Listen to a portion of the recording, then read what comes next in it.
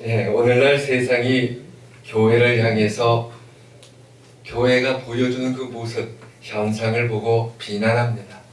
실제로 일어난 것이기 때문에 부정할 수 없습니다. 거기에 다른 말을 하면 더 큰 죄를 짓는 것이 됩니다.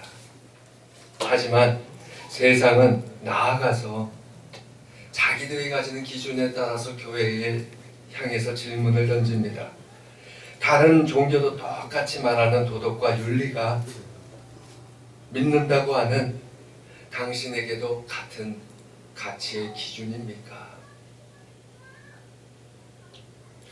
오늘은 좀 사이다처럼 즉답을 하나 던지죠. 맞지만 아닙니다. 오히려 우리는 더 내어주고 사랑하는 것이 기독교의 윤리이자 도덕입니다. 자기 품위 지키고 혹은 자기가 연루되지 않는 도덕과 윤리를 넘어서는 적극적인 것이 우리의 것입니다. 또 묻습니다. 다른 종교도 똑같이 말하는 내세가 교회의 최종 목표입니까? 예, 맞습니다. 그거 포기하고서는 예수 믿는 거 아닙니다. 하지만 그 나라 꿈꾸며 현실을 천국으로 만들어가는 것이 우리의 소명입니다. 다른 종교도 똑같이 주장하는 현세회복이 그럼 교회에서도 이야기하는 겁니까? 절대 아닙니다. 절대 아닙니다. 주시긴 하시죠, 분명히. 체험하는 자는 알아요. 하지만 그게 절대 아닙니다. 물론 여기서 현세회복이라는 것은 물질과 같은 인간의 기본적인 욕심의 경우를 한해서 하는 말씀입니다. 또 사람들이 묻습니다. 지금과 같은 과학의 시대에서 기독교가 그 어떤 다른 종교와 달리 현대인의 마음을 하나님께로 이끌어주는 지혜가 무엇입니까? 답은 간단해요. 없습니다. 오직 하나님의 은혜요.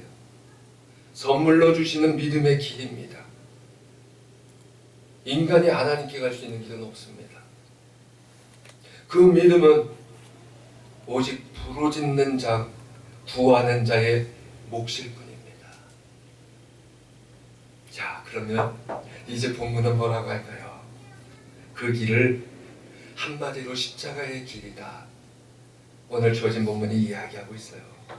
거기에 우리의 답이 있습니다. 우리 인생의 해결이 있습니다.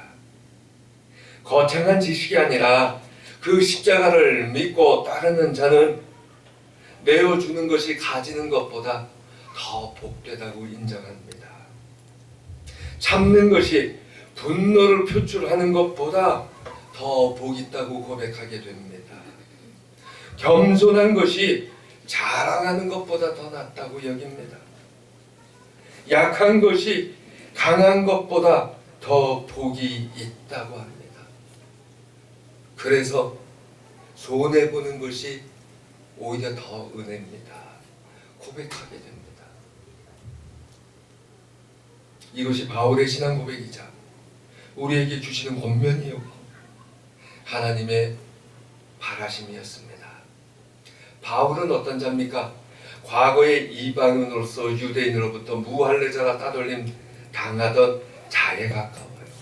유대인 중에 유대인이었지만 그는 다른 세계 사람이었어요. 약속의 언약 밖에 있던 외인이었어요. 유대인으로서 유대인의 그 신앙을 고수하다 보니 예수님을 몰랐어요. 자신은 꿈이 있었을지라도 진정한 소망이 없었고 하나님도 없이 살았어요. 예수님 만나지 않았다면 예수님이 복음서에서 이야기하는 그 꾸짖으시는 바리새인과 서기관들과 똑같은 자였을 겁니다. 그런데 예수님의 십자가를 만나고 나니까 그리스도 피로 말미암아 하나님께 나아가게 되었어요. 또 유대인과 이방인 사이에 있던 담을 그리스도의 몸으로 허시어서 서로 하나가 되게 하셨어요. 이제 그 은혜가 성도들을 향해 있다 그렇게 선언하고 있습니다. 에베소 교회만이 아니라 이 말씀은 오늘날 우리 교회에 모인 모든 성도들에게도 동일한 은혜가 임하는 줄로 믿습니다. 이 변화는 오직 예수님의 은혜입니다. 그 은혜의 능력이 막힌 담을 허시는 역사입니다. 그 역사는 갈라진 것을 하나로 다시 만들기 위해서 예수님께서 자기 몸으로 이루신 것입니다. 서로 원수된 것을 화해시키느라 자신의 몸을 희생시키셨습니다. 16절에서 더 구체적으로 원수된 것을 십자가로 소멸하셨다 선언하고 있습니다. 이 말씀의 오묘함은 이방인과 유대인이 서로 원수진 것을 해결하면 그 결과는 양자 간의 화해로 끝난 것이 아니라 결국 그것은 하나님과 화해하는 것이라는 사실입니다. 이방인과 유대인이 화해하는 것 결단코 이루어지지 않습니다. 오늘은 없는 삶 하나 흉볼게요. 우리 첫째 아들이 아주 어려가지고 유치원을 갔는데요. 미국에서. 간지 얼마 안 돼가지고 여자아이 하나가 꼬리를 치더라고요. 근데 걔가 유대인이에요. 그래서 제가 보면서 중얼거렸어요. 너희는 이루어질 수 없는 사랑이야. 지금도 유대인하고 이방인은요 합해지기가 어렵습니다. 그것이 무너지는 역사가 그리스도 안에 있다는 거예요. 역설적으로 이 말씀은 우리가 서로 질시하고 다투고 원수가 된 것은 우리 사이에서만 벌어지는 문제가 아니라 하나님과의 관계가 틀어졌다는 무서운 경고입니다. 우리가 서로 원수지만 그것은 동시에 우리가 하나님과 원수가 되고 만다는 말씀이에요. 영적으로 내가 다친다는 말씀입니다. 교회에서 우리는 흔히 하나님과 나 사이에 막힌 담을 허셨다라고 합니다. 내가 하나님께 이를 길이 없기 때문에 그래서 오직 예수님만 통해서 하나님을 만나게 되었다고 고백합니다. 하지만 그래서 이웃을 향해서는 멈춰선 반쪽짜리 복음이 되고 말았습니다. 서로 원수로 지내던 사람들 화해시키시고 그들을 다시 하나님과 화해시키시는 예수님의 그 능력은 명령이 아닙니다. 권위에 의한 것 더욱도 아닙니다. 오직 십자가입니다. 자신이 친히 지신 십자가입니다. 십자가가 내 안에 세워지는 자만이 그 은혜에 참여하는 자가 됩니다. 그러나 세상은 줄기차게 자신들의 고집으로만 살고자 합니다. 오늘도 이미 내어주고 또 주신 하나님께서는 주고 퍼주고 또 퍼줘서 텅 빈 심정이 되는데 그 간절함으로 우리를 찾지만 교회에 나와도 부족하다고만 하는 우리입니다. 내 것이 채워져야만 되겠다고, 내 생각과 결론이 맞다고 교만한 우리입니다. 교회를 다녀도 십자가의 형태는 있는 듯하지만 세워지지 못한 십자가입니다. 그 십자가 진정으로 역사한다면 하나님과 화해하게 되어 있습니다. 내 가족과 이웃, 지독히도 불신에 사로잡힌 바로 그 사람과 화해하게 되어 있습니다. 그리고 나야 찾아오는 것이 평화입니다. 그래서 고린도전서 1장 18절은 말씀하시죠. 십자가의 도는 멸망하는 자들에게는 미련한 것이요 구원을 받는 우리에게는 하나님의 능력이라. 이어서 24절 25절을 말씀합니다. 오직 부르심을 받은 자들에게는 유대인이나 헬라인이나 그리스도는 하나님의 능력이요 하나님의 지혜니라. 하나님의 어리석음이 사람보다 지혜롭고 하나님의 약하심이 사람보다 강하니라. 하나님께서 우리에게 은혜 주시고 구원을 허락하실 때에는 우리가 자기 좋은 대로 그것을 만끽하라는 것이 아닙니다. 오히려 그것을 통해서 소망을 가지게 하십니다. 목표를 주십니다. 그냥 쉽게 누군가는 믿었더니 돈 벌었다 고백합니다. 그래서 그것을 하나님 위해서 하나님 더욱 기뻐하시도록 쓰임 받는 인생을 사십니까? 내가 예수를 믿어 거룩한 백성이 되고 교회에 나오게 되었습니다. 그래서 그 기쁨을 다른 사람과 나누십니까? 그 은혜와 능력과 지혜를 믿음으로 고백하는 삶이 되고 계십니까? 그리스도인들에게 요구되는 것 크게 두 가지입니다. 하나는 버리는 것이고 하나는 새롭게 되는 것입니다. 성경의 지혜자들, 특별히 잠언과 전도서 같은 데 보시면 결국 허망된 욕심 버리라고 하고 있습니다. 욕심에 따라 정신없이 살다 보면 하나님께서 정하신 때와 기한이 언제인지 알지 못합니다. 우리의 육신은 결국 썩어 없어지고 맙니다. 이 세상은 누구에게나 단 한 번뿐인 축복입니다. 그러나 지나면 거기까지입니다. 그 다음 영원한 하늘의 나라가 우리를 기다리고 있습니다. 그러므로 버릴 것은 옛사람입니다. 그 옛사람은 내가 감정이나 지식 또는 마음으로 결심한다고 해서 벗어날 수 있는 사람이 아닙니다. 또 단번에 벗어지는 것도 아닙니다. 아무리 믿고 의지하려고 해도 자꾸만 곁길로 벗어나는 것 우리의 육신입니다. 마음이야 은혜 없어도 재미없어도 그 목사의 설교를 좀 들어주고 싶은데 자꾸만 눈꺼풀이 내려앉는 거 그게 우리의 육신입니다. 그게 단번에 고쳐지는 거 아니니까 괜히 야단하지 마세요. 발걸음 옮겨서 온 것도 큽니다. 네. 그 육신 벗어나는 게 쉽지 않아요. 아무리 믿고 의지하려고 하는데도 자꾸만 곁길로 벗어나게 되는 게 우리의 육신이에요.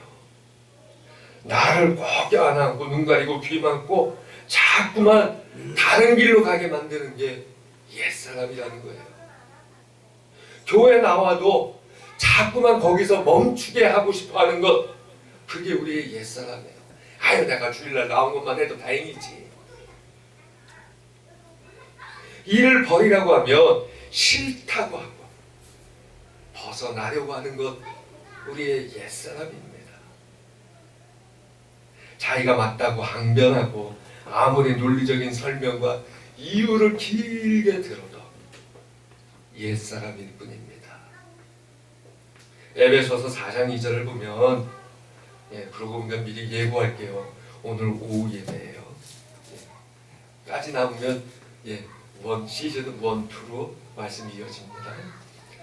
에베소서 4장 2절 보면 모든 겸손과 온유로 하고 오래 참음으로 사람 가운데서 서로 용납하고라고 합니다. 에베소 교회를 향해서 교회에 드러난 그 분쟁을 그치게 하고 싶은 권면의 말씀이에요. 하지만 이 성경이 오늘 우리의 입장에서도 진리이고 그 의미를 더욱더 깊게 하십니다. 첫 번째로 악한 것 용납하지 않으시고 그런데 그것을 선으로 바꿀 수 있는 능력이 교회 안에 충만해야 된다는 거예요. 아우구스티누스는 고백록을 저술할 때 세상에 악한 것이 없으니 하나도 없구나 그렇게 고백했어요. 왜요? 하나님께서 만드신 세상이기 때문에. 비록 내 눈에 보이는 다른 이와 교회의 모습에서 선한 것이 부족하다고 악이라고 해서 배척하지 말고 그 부족한 선을 발견하도록 도와주는 것이 성도고 교회라는 겁니다. 따라서 악에 끌려가도 사랑이라는 허울 좋은 명분으로 용납하고 죄에 빠지지 말라고 하십니다. 그래서 아무리 더러워 보이는 것도 성도와 교회를 만나면 깨끗해질 수 있어야 돼요. 믿음은 더러움을 배척하는 것이 아니라 더러움을 서로 씻어주는 역사입니다. 바로 교회는 그런 믿음의 공동체여야 합니다. 하지만 믿음 없는 사람이 씻겨주겠다고 덤벼들면 더 지저분해집니다.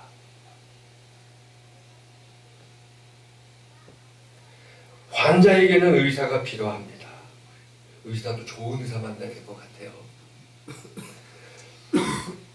더러움을 안고 사는 사람에게는 주님의 치유의 역사가 필요합니다. 때로는 말하기도 힘든 죄 가운데서 신음할 수도 있습니다. 아무리 부끄러운 것이라도 교회 아니라면 사랑으로 그 부끄러움마저 감싸 주어야 합니다. 왜요? 부끄럽다는 말은 이미 스스로 자기가 잘못한 것 안다는 것이기 때문이에요. 교회는 인정하고 깨달은 자에게 수치를 느끼게 하는 것이 아니라 감싸주는 능력이어야 됩니다. 그래서 아무리 큰 상처를 입었더라도 교회에서는 그 상처를 치료받을 수 있어야 합니다. 나만이 아니라 내 옆에 사람도 변화돼야 합니다. 상처 입은 짐승들이 대체로 하는 방법이 뭔가요?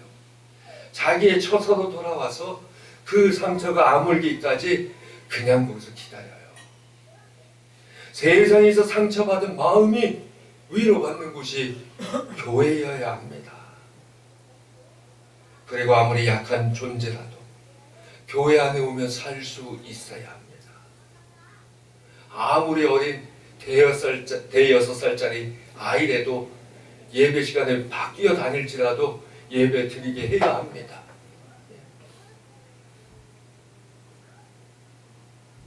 이런 주장할 수 있는 근거는 단 한 가지뿐입니다. 예수님이에요. 십자가예요. 그 안에 우리는 우리 평화에 매는 줄로 함께 묶여 있을 뿐입니다. 십자가는 이 길을 걸으라고 하시는 하나님께서 우리를 선택하신 섭리입니다.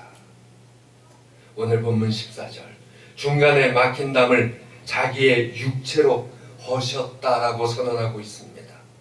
원수된 것을 십자가로 소멸하셨다고 합니다. 이것이 단순히 2000년 전의 사건이 아닙니다. 오늘도 살아계시는 하나님의 능력이십니다. 건물이나 오늘 모인 공동체의 교회를 넘어서 그것은 내 가정에도 임하는 역사가 되어야 합니다. 내 옆집에도 일어나야 됩니다. 아무리 적어도 이 상동에 거주하는 이들과 화평해야 합니다. 그런데 오늘 본문 다음 22절에 가면 그런 우리를 건물에 비유하고 있습니다. 모퉁이 돌은 예수님이시고 그 기초는 사도들이 다졌습니다. 그 위에 우리가 건물을 짓고 들어 앉아있다 표현하고 있습니다. 근데 말씀은 거기서 멈추지 않았어요. 건물마다 서로 연결하여 주 안에서 성전이 되어간다고 합니다. 나만의 계토가 아니라 그 하나님의 사랑을 전하고 나누는 삶이 우리의 축복이어야 합니다. 나 자신밖에 모르는 내가 다른 사람과 연결되고 서로 화목하게 될 때 비로소 거기에 교회가 세워집니다. 믿음이 세워집니다. 십자가가 서게 됩니다.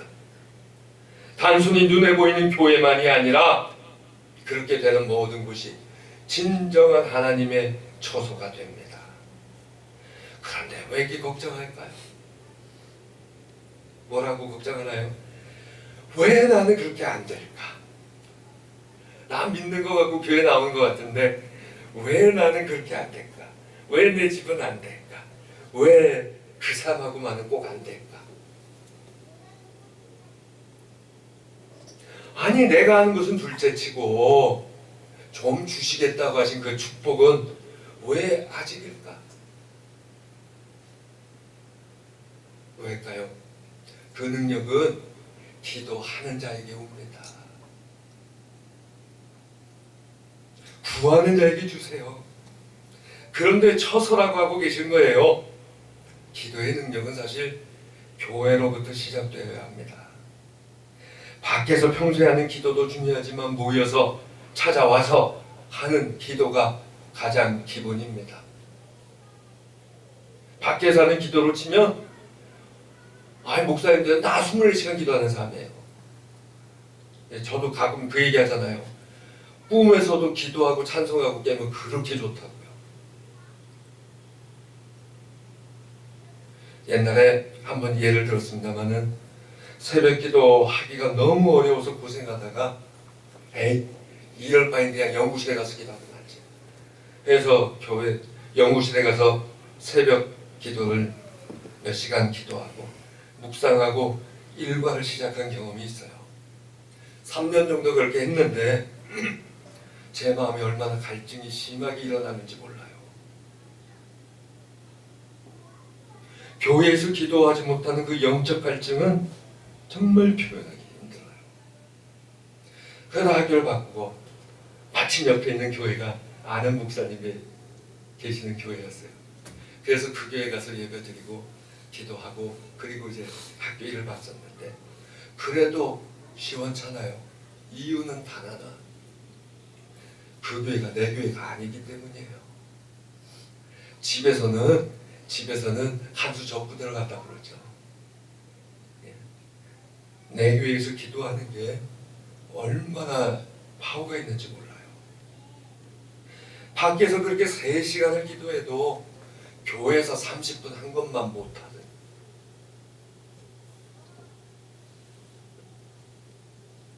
간구하는 자에게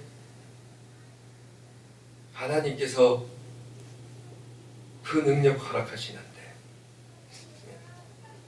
담을 허는 능력 오직 예수님께 있는데 그 예수님께 간구하는 자에게 찾아오는 능력인데 아니 세속적으로 이야기해도 삶에서 막히는 부분도 우리한테 참 많아요. 그런데 그것을 허무는 능력 그 예수님께 있는데 간구하지 않으니까 내게 되지 않더라는 거예요. 근데 많은 사람들이요 더 무서운 것은 장황설을 하면서 기도하지 않아요.